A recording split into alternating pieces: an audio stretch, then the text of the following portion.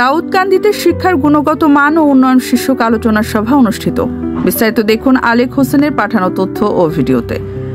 ঐতিহ্যবাহী দাউদকান্দি আদর্শ পাইলট উচ্চ বিদ্যালয়ের শিক্ষার গুণগত মান ও সার্বিক উন্নয়ন বিষয়ক এক আলোচনা ও মতবিনিময় সভা অনুষ্ঠিত হয়েছে।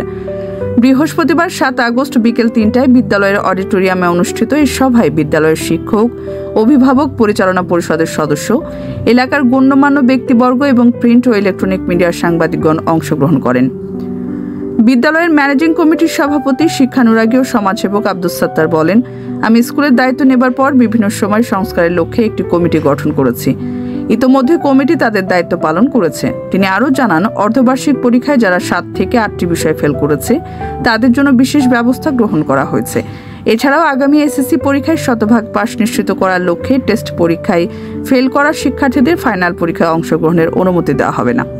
তিনি সকলের সহযোগিতা পেলে স্কুলকে একটি সেরা শিক্ষা প্রতিষ্ঠানে পরিণত করার আশাবাদ ব্যক্ত করেন। সভায় বক্তারা শিক্ষার মান উন্নয়ন ও অভিভাবকদের সক্রিয় অংশগ্রহণ, শিক্ষকদের পেশাগত দক্ষতা বৃদ্ধি এবং ছাত্রছাত্রীদের নিয়মিত পাঠদান ও মূল্যায়নের উপর গুরুত্ব আরোপ করেন। এছাড়াও বিদ্যালয়ের সার্বিক অগ্রগতির জন্য সকলের সমন্বিত উদ্যোগ ও দায়বদ্ধতার মাধ্যমে কাজ করার আহ্বান জানানো হয়। এ সময় উপস্থিত অভিভাবক, গণ্যমান্য ব্যক্তিবর্গ ও সাংবাদিকরা বিদ্যালয়ের শৃঙ্খলা, নিরাপত্তা ও শিক্ষা পরিবেশ উন্নয়নে বিভিন্ন মতামত ও প্রস্তাবনা উপস্থাপন করেন।